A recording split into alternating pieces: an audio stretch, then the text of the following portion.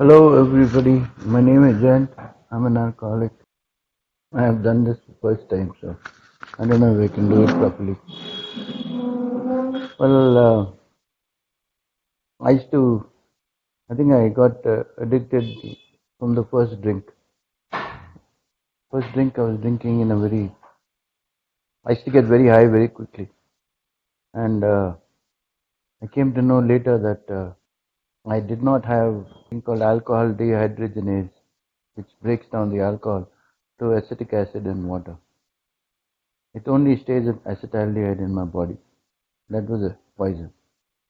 It poison in such a way that it would give me a lot of nausea, a lot of splits, a lot of um, memory loss. My biggest problem was memory loss. Then I was studying at that time in IIT Madras, and I really lost interest in everything. It was only drinking rum at the beach all night long, and I would always catch hold of somebody or the other to, drink with me. What was happening was that whatever uh, anxiety and whatever other worries I had would just completely vanish. And it's the absence of anxiety and the absence of fear is the one that I used to call euphoria. Actually, it wasn't really any euphoria, it was just suppression of anxiety and morality and so many other things by the alcohol. Of course, later onwards, you would get high and I'd get high and then I'd get low. And then afterwards I had some control.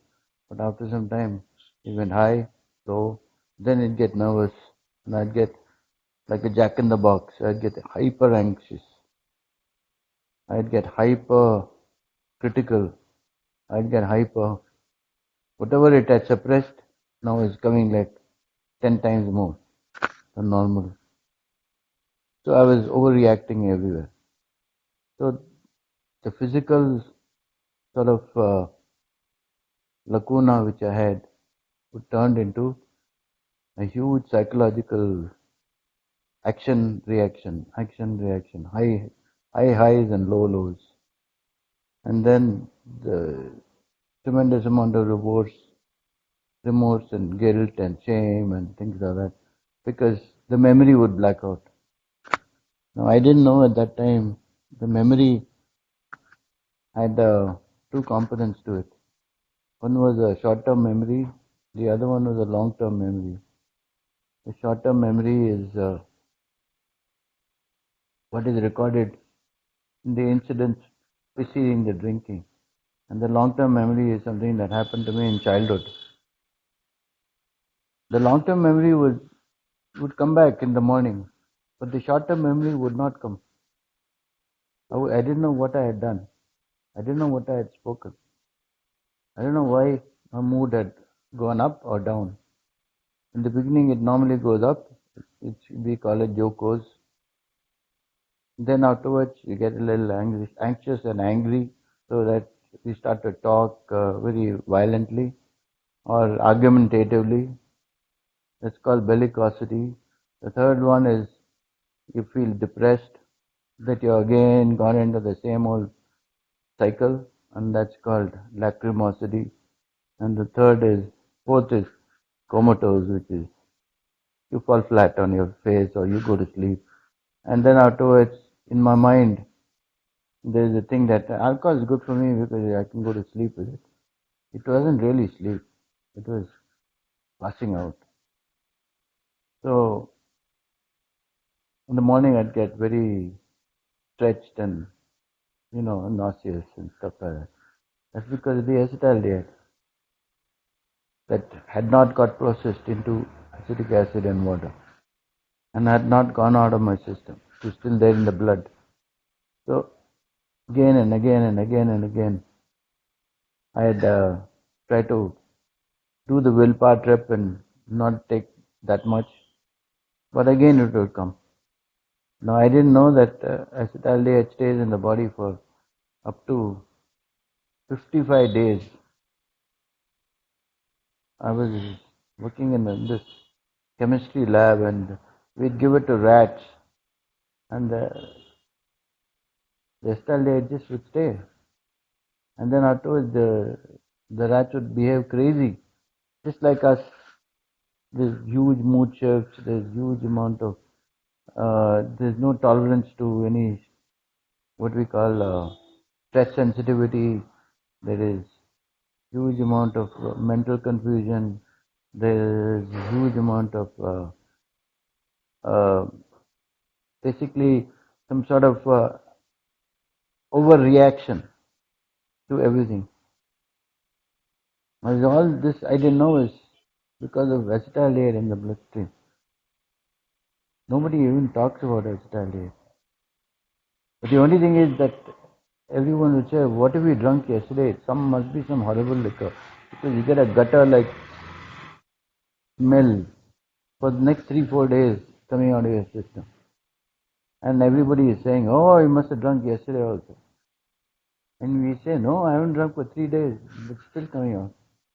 Comes out from the pores, the sweats, and all that, but it takes a long time in coming out. So I am without a defense whenever something like this happens. I don't know what I've done. I have drunk alcohol, so-called alcohol, but it's all gone into acetaldehyde, and acetaldehyde is ruling me for the next 1 week, 2 weeks, depending on how much I've drunk. So these are all denials in such a way that the physical denial then couples with the emotional denial then couples with thinking denial, and there's this huge amount of rationalizing and justifying that starts defending yourself. You feel like as if you are you're like a soldier with a mace and a sword, and you're trying to fight out everybody, and you're and he's like Don Quixote and going on his lonely horse somewhere. Nobody understands you. You got hooked, and you're going crazy. But everyone thinks, and you so justifiable to you that everyone's attacking you. You might as well go along and attack back. But why is it all happening? It's because of the fact that I didn't know that I never wanted to drink acetaldehyde. I wanted to drink alcohol. But alcohol goes to acetaldehyde in just 5 minutes in my bloodstream. So it took me quite some time to understand that I lost a job. I had a very good job in Switzerland. I was working for a pharma company. I lost everything because I was traveling in blackouts from Switzerland to Germany.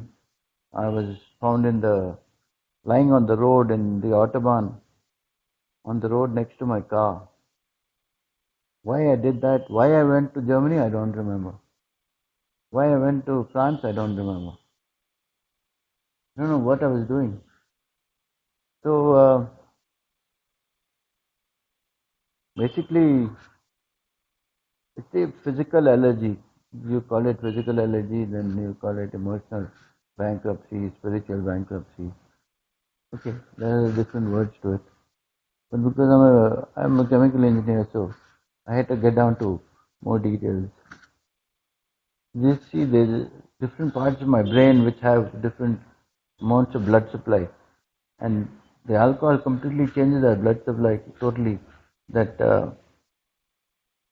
I get hyper sensitive. I react to small little things, not big things. If someone dies, I don't mind. I can take it very easily. If someone goes along and puts too much salt in my food, I'll react like crazy guy. So, or someone squeezes the toothpaste tube in a funny way, I get angry. These are the small little things. So what am I trying to do? I was trying to control my external environment when my internal emotional environment was spinning out of control.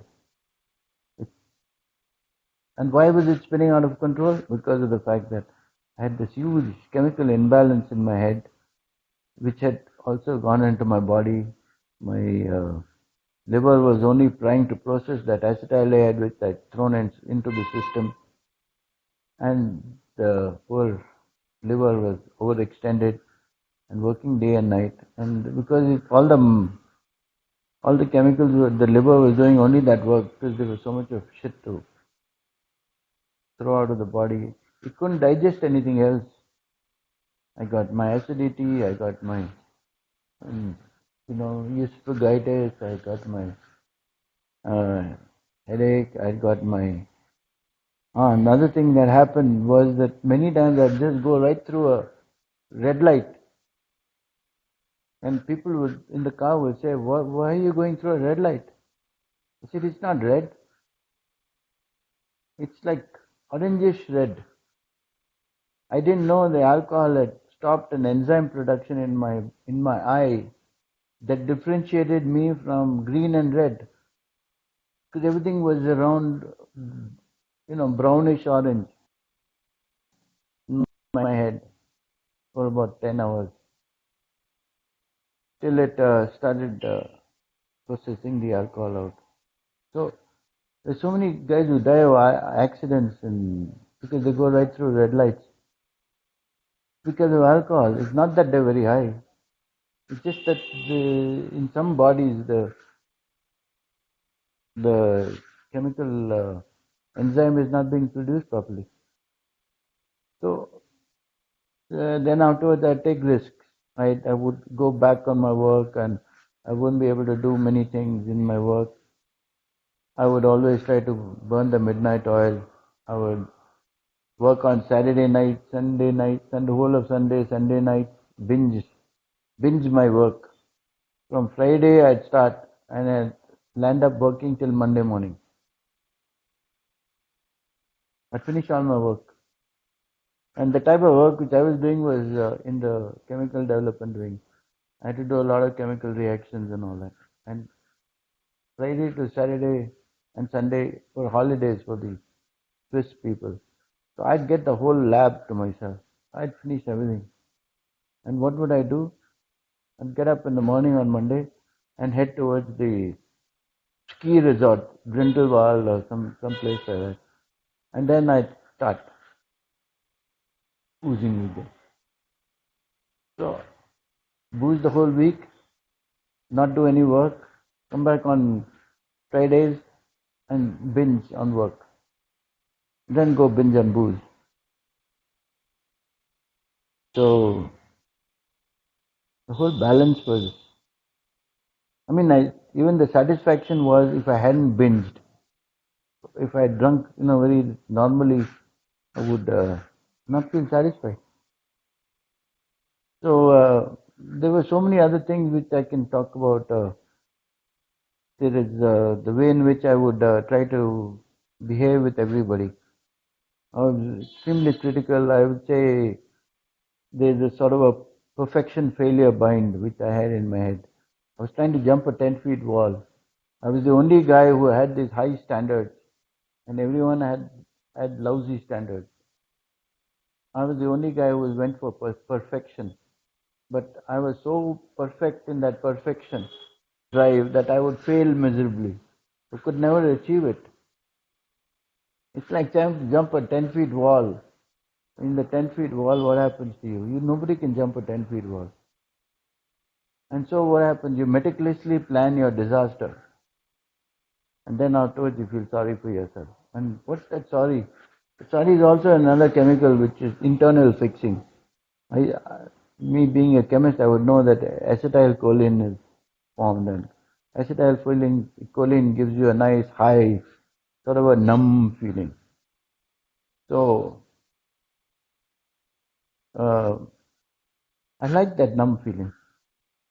It's a very lonely, numb feeling, and it's again driven by a chemical. So the type of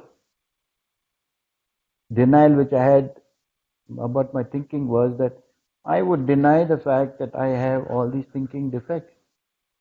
Perfection failure was one. Double bind. Double bind is that I wanted help from alcohol. I knew there was something wrong with my behavior and everything.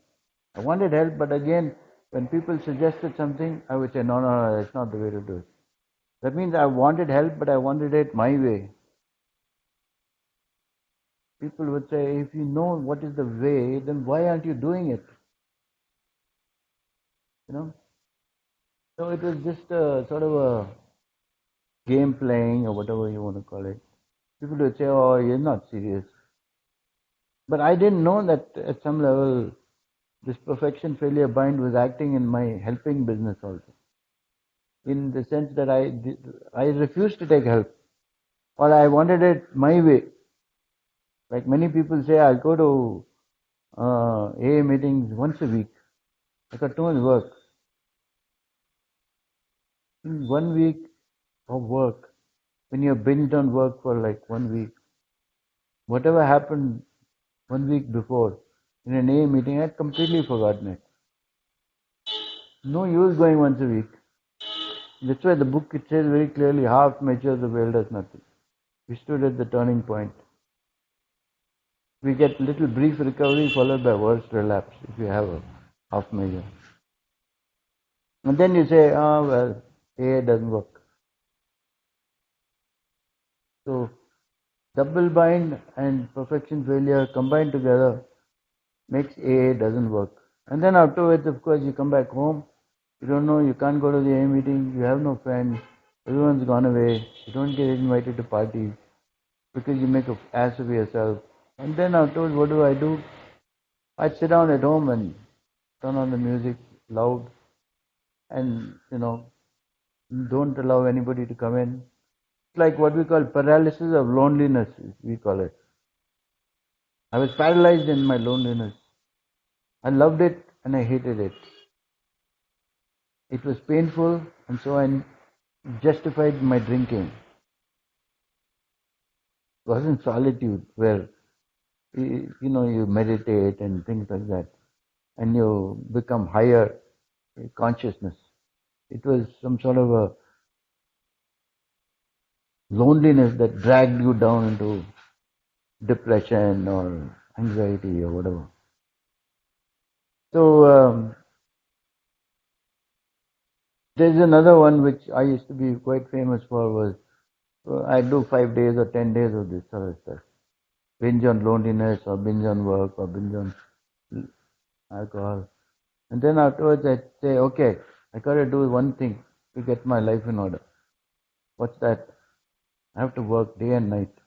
It's like tunnel vision. It's like you're looking through a small little hole and you say, work, work, work, work. I gotta work. Because I have to catch up. I have no money. So the tunnel vision, again another 10 days goes because you just keep on doing it. Everybody says great. Finally the guys come back to work. So dump him with all the work. And everybody giving me work. Because for so many days I hadn't done any work. So again, victim of my alcoholism. It started. So these are the sort of thinking defects coupled with the emotional defects. Emotionally, what was I using? I would either be fearful, I'd be angry, I'd be resentful, I'd be self-pity. These are the 4 emotions I had all the time in my head. 80% of the time I'd have this. And what would I do to control the fear, anger, resentment, self-pity? I would drink. That was my way of management of my emotion. Suppress it. So, what was my life? It was going from one branch of addiction tree to another. First I'd go into thought addiction, then I'd go into feeling addiction, then I'd go to substance addiction, then maybe sometimes eating addiction, because many times I wouldn't eat for like 3 days, 4 days. And then afterwards I'd come back again to substance. The substance, thought, feeling, uh, eating, then afterwards activity. There's another big thing, that working business or running business or activity addiction. And then afterwards I'd go into, many times I would say, oh, I'm really bad. Let's go and hear some inspirational talk somewhere with some big Guruji and all that stuff. I'd go into all these health farms and sanitariums and yoga centers and all that. So at some level it was like people addiction. Somebody else had to get my act together because I didn't know where the hell to start. So these are the 5 addictions which I would jump from one branch of the tree to another. And alcohol was the only thing which was very visible to me and to everybody else. Thought wasn't visible. Thought addiction. Emotional addiction wasn't visible. People addiction wasn't. Food also wasn't. So this is the type of denial. It's basically denial at the end of it all. 80% of the time was denial. Huh? Oh, sorry. Is it over? No. Oh, sorry. I just tell him what to do. Okay. So I think I'd have more questions and answers than. We still have 40 minutes left. 40? 35 minutes. Well, I can't speak so much. Okay. What do you? Let them ask some questions. We'll have more. Sure. You can. I'll ask them to. You can go into questions. Yeah. So I haven't spoken for a long time because we're quite. What should we say? We're quite crowded in our AA meetings. We hardly get 3 to 4 minutes to talk. So I haven't really spoken. Now, because I've become old now and 37 years have gone by and I've got other problems, like I got diabetes and blood pressure and all that stuff. So I have to become more careful. And the denials are there also. Tremendous amount of denials everywhere. So, it's like, as they say in the AA seniors would tell me, the path grows narrower and narrower and narrower. Everything becomes very straight. There's no time to go this way and that way. You have to do it very straight. You have to be thorough from the very beginning, as it says. And now, I think that's enough. A little bit about the path in recovery there. Huh? A little bit about the recovery path. The path in. Recovery. Recovery was. I was given 6 months to live. 1982. My blood pressure had gone up very high. It was 220 by 140. So I had gone to this big hospital in Vellore, South India, and the American doctors there told me, sir, you're going to die in 6 months because your blood vessel in your brain is going to burst. And they tried this test and many tests, and they put dyes in my kidney and so many things like that. But nobody told me it was alcohol that was causing the allergy. Nobody told me anything. So luckily for me, there was another American woman that had come from AA. And she said, you answer that question. That John Hopkins University, 20 questions. No? Do you drink at a definite time daily? I said, yeah. Do you drink alone? Yes. Do you get more confident after drinking? Yes. And then there were like so many other questions. Have you had problems with your money because of drinking? Yes. Have you had problem with law, yes. So I had about 14 right out of 20. He said, well, you come back home, good, you're 100% alcoholic. And then I told her, what do I do? I got 6 months to live. She started laughing. Said, don't worry, just follow me. And what is the job which I did was, I was a driver. I used to go to all the other houses and do 12-step calls. I used to go with her. I used to be the driver. Then we'd go to all these houses and I'd see these rich dudes sitting there in their 5 lakh rupee carpets and massive sofas and all that stuff. Totally stoned out of their mind. And we talked to them about alcoholism. And he'd nod his head. And we thought we really passed the message in. And we say, okay, we'll come back after 3-4 days and I will ask you what you thought about the whole thing. 3-4 days later, we'd go back to him and he'd say, who are you? I've never seen you before. All these guys were in total blackout. They didn't even realize that we were talking to them. So, in working with others, it says, first put him into a room and detox him. Then afterwards, when he's got his senses back, then afterwards you talk to him about alcoholism. Otherwise, it's a waste of time. So, that's how I stopped this. Anybody who is drunk or anybody sitting in his nice house with his wife and kids and stuff like that, and I wouldn't go. It's a waste of time. I say you come, you go to the detox center, and then afterwards, 4 days later, when your thinking comes back, I come and talk to you in your hospital bed. So that way, some sort of seriousness came into him and me, and because that's exactly what happened to me. It was very strict, because this lady was very strict, this American lady. She wouldn't take any nonsense. And then she'd call me a pigeon. Why do they call me pigeon? Because she said, you don't have brain. Brain's gone. It's finished. Dissolved in alcohol.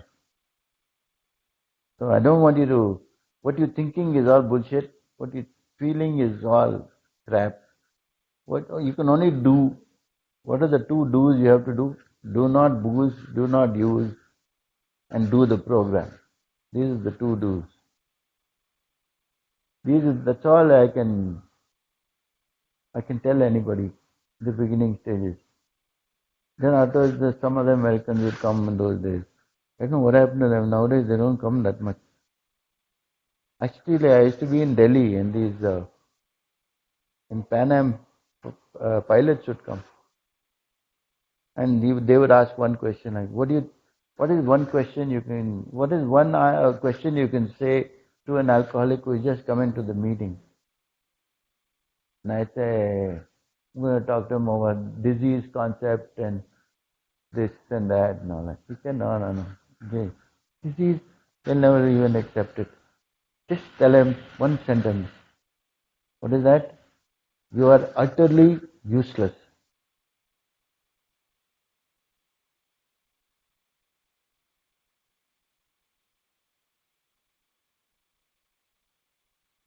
Yeah. So, I wasn't a nice guy when I got sober. But a lot of guys would remember me. So I was kind of effective, I think. Because they'll say, why the hell did you tell me I was useless? I said, because you were. That's what they told me. And if I was useful in some way or the other, I would go back and get a drink. And I'm totally useless. Then after they say, okay, hands up. I surrender and I hit my rock bottom and I stop drinking. And I get that huge flush in my head because you get that acetylcholine in your head, skull, parasympathetic nervous system. When somebody tells you you're useless, you feel so low that you say, okay, tell me what to do. The ego goes away and you get some humility. And whatever humility comes, then you can understand many things in this program. Because when the ego is there, you can't understand anything. So this lady would tell me straight away, you're using ego all the time. You're always trying to justify yourself. You're always trying to go along and protect yourself. You don't have to protect yourself. This is God dependency. It's not self-sufficiency. God dependency means whatever you are supposed to do, God will do it for you or to lead you the right way. You just have to be honest, open-minded, willing. That's all you have to do. Be honest to yourself and honest to others. And that was a big thing for me, this honesty business. Because I sold myself in such a dishonest way to other people that I didn't even know what honesty was to myself. I thought I was this and that actor and this scientist and this and that. But I wasn't all that. I was just a simple drunk. And I wasn't ready to accept it. So my sponsor, this lady would say, just be honest to yourself first. And whatever you finally agree that you are, that you tell everybody. So that honestization process or whatever you want to call it is very difficult because you have to every day remind yourself, I want to stay honest. I come to the meeting, I have to say honestly everything. If I can't do it, I'll say I can't do it. Not that, oh no, I'll do it, I'll try and this and that and try to please people and try to go along and say, oh no, I'll do it. And then not do anything. No, you just have to say, no, I cannot do it. I can only do this much. Can't do more. And I don't care what he thinks. I don't have to do people pleasing. I don't have to get any favor from him. I don't have to do money, property, prestige with him. Don't have to do any of that. I just have to stay sober for myself. And then God dependency starts. If I am honest to myself, God dependency comes. The grace of God descends. If I am dishonest to myself, the grace of God goes to somebody else. So that was the first part of my HOW recovery program. Then the open-mindedness. Open-mindedness was what? Basically saying again the same thing, that I'm very self-sufficient and I'm very clever and I'm very this and I'm very, hardworking and all that stuff.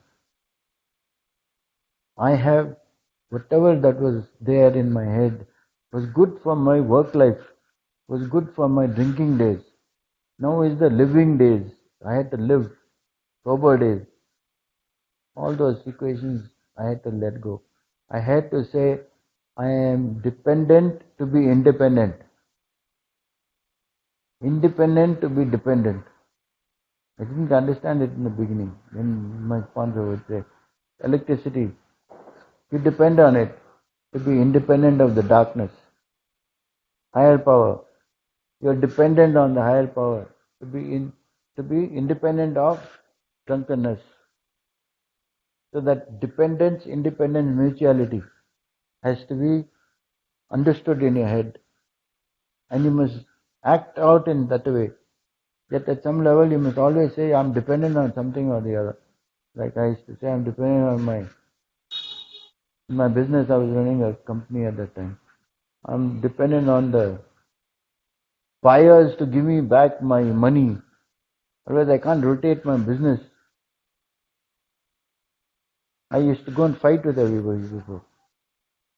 And then nobody would give me back the money.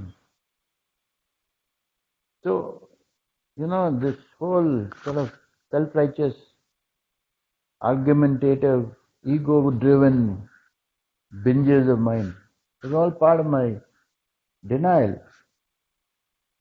I had to say, please, I've given you my mal, you please give me back something. And then people would be sympathetic and say, okay, you take 80%, give me some more. So they wanted to increase their business with my material. So it was a sort of a dependence, independence, mutuality, and it was being honest and humble. And then afterwards there was this other mutuality which I did not accept in the beginning, but then I finally had to accept it, was that my head, my consciousness was either going from morality to convenience and convenience to morality. All the time it was in convenience mode. When I was drinking, I'd borrow money from everybody because it was convenient to drink. Only convenience was in my head. There was no morality that I had to take this money and give it back to him. It was only convenience driven.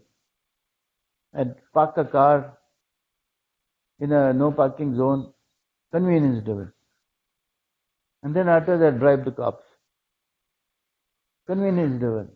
Every activity of mine was convenience driven. The food which I'd eat, some bhajis or some tikkas or whatever, convenience driven. No, I don't have time for good food. I had no time to plan my food. I had no time to plan my day, no time to plan for the family, nothing. It was just simple, convenience driven. The book is quite clear on that. It says, was that selfishness, self-righteousness, self-centeredness, self-obsession, that's the root of all our troubles. It's all convenience driven. Convenience to what? To whom? To the disease of myself, not to myself. My disease of myself became bigger and bigger. I became a worse and worse alcoholic. And as a person, I shrunk, became smaller. I became less and less a person because I was convenient. I was saying I have to be like this. I don't have any time because I was so convenience driven, I couldn't see anything. That's another big denial. Then came the morality. Oh, morality, I said, all for my grandfather, grandmother. I'm not going to be like that. I'm just modern age. Morality, what does morality say? That at some level accept reality. Humility is acceptance of a reality as is where is, and see where you fit in, and then push it a little bit towards you in your direction. See if you can get something out of it. Don't have to push anybody down or snatch something from somebody else or anything of that sort. Just that you get whatever is given to you, you take that and be happy with it. So my wants, my desires, my whole,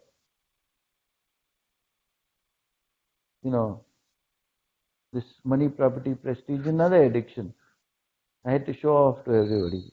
I had to have a Volkswagen car in 1985. I bought one. Why the hell did I buy a yellow Volkswagen car when there were so many other Indian cars? Just to show off. I had to show off to everybody. So if I really look back on it, I was trying to be just convenient to my disease, and I couldn't see a bloody thing. Couldn't see the way in which I was blind, and I wasted a lot of my time, a lot of my money, went into crazy projects, lost that. I always thought that I had this unique USP, unique selling proposition. I could do it my way. So, what is recovery? I think recovery is just seeing all these things as it comes in your life. And of course, in those days, we would do inventory every 15 days, little bit. We didn't have all these, you gotta wait till the fourth step and then out do one big, massive inventory. Plus, my colleague who sobered up with me, uh, I forget his name, he did a 4,000 page inventory. And it helped his other diseases also. He had some MDP and all that stuff. So that also got cured with a good, solid inventory. I would do inventory for that day. I would do like the big book said. Take personal inventory and promptly admit it whenever wrong. That way it's easier on me. I did it after something like 5 months and 6 months. I'd have so much of wrong. And then afterwards I found this nice guy who came in from Australia. He was a physics professor. And he told me every time there's a liability in your fourth step, there should be a asset also. Liability always comes as an asset. What asset is it? What's my asset? I just blow up money. He said, no, right on the other side, you had the honesty to admit that you blow up the money. Please, you write that. I said, yeah, I had the honesty. At least I didn't blow up more money. He said, yeah, something stopped you. Why? What is that? Honesty. He is there. So then this footstep business became not that draconian. I didn't dread it. I started to like more and more of it. Because there was a balance. It wasn't that bad. I was full of mistakes. But then I'm a human being. Human beings are made to make mistakes. I'm not God on earth. I'm a human being on earth. So it's okay. So this guilt and shame, the toxic shame, I call it toxic shame because it stops you from doing hundreds of things. It stops you from meeting people whom you've had a bad dealing with. It stops you from doing so many things. So many places you don't want to go to because the toxic shame says, hey, don't go there, yeah. You owe some money there. Don't go here because you call him a bastard or something. Don't go here, don't go there. That's toxic shame. It completely stops your life. And what's fourth step? It's supposed to free you from this whole thing. From this toxic shame, toxic guilt, toxic anger and all that stuff. So you write down all these things and go to that guy and say, okay, I did wrong. Sorry. Admittance, promptly admit whenever wrong. And we do it on a daily basis. After all, it's a one day at a time program. You get little recovery. And that's how my recovery kept on coming. I'd go to my suppliers and say, okay, I'm sorry I'm late. I didn't give you in time. But you also didn't give me the money in time. It was like a two-way street. And both would laugh and say, okay, I take some money and go. And so life went on.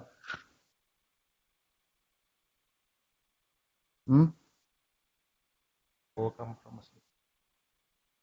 How to overcome a slip? Sobriety loses its priority. SLIP. That's what I call a slip. So it's not really that you've gone along into alcohol. That's the large part of the slip. But the slip happens 25 days or 30 days before the alcohol comes in. There's a green zone, yellow zone, and a red zone for the slip in my head. Green zone is that I'm okay, I'm admitting that I'm wrong and admitting that I'm right and I'm normal and I'm going a little forward. Yellow zone is when I started to go along and say things like, if only this would happen, if only that would happen, you know. I'm already imagining that life should come my way. Life doesn't come my way. Life goes whatever way it wants to go. It doesn't listen to you. You're not important in this life. So it's not going to happen if only. If only syndrome is the worst for a slip. And then afterwards, what happens is that if only becomes accumulated in your head. You're saying, forget it, this is all bullshit. Let's go along and have a drink. Or you start creating a crisis in your life because if only it didn't come. You start blaming everybody, or you start pushing, you didn't give me affection, you tell your wife. You didn't do this, you tell your kids. And because of you, I'm in such a bad shape. Then the blame game starts. And all that stuff is part of the dynamics of a slip. So that way, the best is to go to a meeting and ask a sponsor or some guy whom you can, even your companion, you can ask him, tell me what's wrong with me.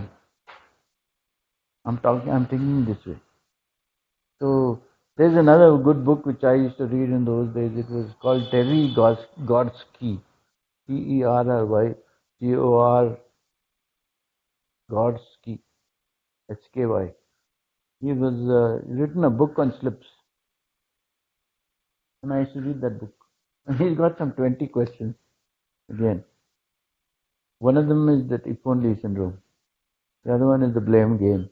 The other one is not seeing reality. All that stuff is there. Then slowly he says the slip happens in the end. It starts off with a small little nipping. One or two drinks, nothing wrong with me. I'll have a little bit. I'm not an alcoholic. I'm just a emotional addict. I'm not a. I'm so many other things. Like that, I've seen a lot of these guys who would say, I'm not an alcoholic. I'm a drug addict. And when they go to any meeting, they'll say, I'm a drug addict. I'm not an alcoholic. Like, it's all part of the slip. Sobriety loses its priority. Yeah, what else? Then we have a question: what is emotional sobriety? What is emotional sobriety? Emotional sobriety is, in my head, would be using more positive emotions than negative emotions. There's so many positive emotions which I have in my head: wholeness, completeness, harmony, togetherness, true justice, uh, sacrifice, helping people, giving a sense of fulfillment. I mean, there are millions of these positive things. Do I use my time, money, energy to get all these things?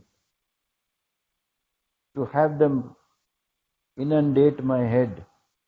That I would say is emotional sobriety. But I'm using only negative emotions: fear, anger, resentment, self-pity. There's 64 emotions. 4 of them are negative. The 60 positive ones. Whenever you bother about the positive ones, I don't work for them. I don't invest time and energy in having positive energy. Like in the Indian culture, we used to have so many of these. When you have a festival and stuff like that, when you give laddu to everybody, or when you go along and take one day fast, intermittent fasting. Saturday is fast day. Gives you a sense of feeling of goodness, because for the first time you're cleaning up your system. The body is getting recharged and you're feeling nice. You're feeling clean. I mean, there's so many ways in which you can get positive emotions to flood your head. Or helping a poor guy out, or doing some seva, bhav, and all that stuff. All those things are there. And Prime Minister said, clean up your surroundings. It's one of the biggest. That will give you sense of fulfillment. I think that is emotional sobriety. There's one more question. Daily reprieve maintenance. How and what is spiritual condition? How to check? Daily reprieve. Daily reprieve is maintenance of a spiritual condition. Sobriety is, you get sobriety on a daily reprieve as long as there are two basic relationships you have all the time. One is you and God, the other one is you and the other people around you. One is with people around you, it's mainly transactional. It's got to do with some transaction or the other, some money, property, prestige, or you're feeling jealous, or you're feeling angry, or you're feeling envious that he's got a Mercedes and you got a Fiat or whatever. So those are all transactions that happen between man and man. And that we love it. We love all those man-to-man transactions all the time. But we don't focus on man-to-God transactions to get all these emotional sobriety, this wholeness, feeling of fulfillment, this feeling of peace of mind. All that stuff is man to God. No human being can give us those things. So man to God is different ways to get it. You don't get it like the way you get it with man to man.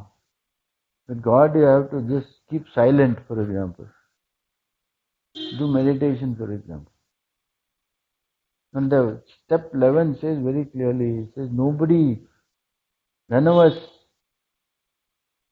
gave enough importance to what is that? Prayer, meditation, and something else. What is it? Prayer and meditation. We always said, no, I don't need it today. Only when there's a dark day, then I need it. But then on a daily basis, if we do prayer and meditation, it's like an insurance policy. When the dark days come, you don't feel that bad. So, do I give time and energy again to all these spiritual conditions? The maintenance of a daily spiritual condition? Or am I just rushing around trying to make money? Things like that. So, what really gives you a sense of, like you can buy maybe happiness by getting a new car and all that stuff, but you can't get happiness, you can't get peace of mind with money. It's all the things that money can't buy. That's the God to man transaction. So it needs a totally different way of looking at it. And you must keep time. Time is a big thing. The time, 1 hour a day or 2 hours a day, just like the way you go to meeting. 1 hour a day for meeting, 1 hour a day for meditation and prayer. You get a sort of a balance. Sponsor is a guy who's been in the program for many years. It should be at least that way. Counselors in treatment centers could be somebody who is just past MSW or somebody who's been put there by the treatment center. Maybe the counselor might be having some knowledge, but he doesn't have wisdom. Oh, a few of them might have, but counselors definitely have wisdom. Otherwise, you won't choose him. It says, God grant me the serenity to accept the things I cannot change. Many times I can't see that. And the sponsor is great in showing me that. And courage to change the things I can. He shows me what I can change and what I can't change, and the wisdom to know the difference. And the wisdom to know the difference is what is, in my language, the wisdom is that at some level you go from one state of consciousness to another state of consciousness, which makes you more comfortable. A wise man is very comfortable in his emotionally. He might be sitting on just thorns, but he's very comfortable. He's not bothered about his physical being. So wisdom comes from, I think, from sponsors. There's one last question. Hmm? How do one gauge the depth of sobriety? How does one gauge the depth of sobriety? Hey, this has got to do with depth and all that stuff. It's got to do. It's very transactional.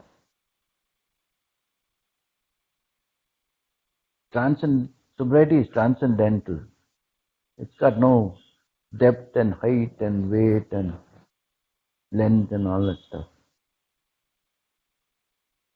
The guy is feeling happy. He's not bothering anybody. He comes to the meeting, he smiles and he goes away. He doesn't utter a word, but he affects everybody. There are many other guys who come along and become Mr. Sobriety. And they talk and they talk and they talk and they talk, and everyone's so irritated at the end of his talk. Who's more depth?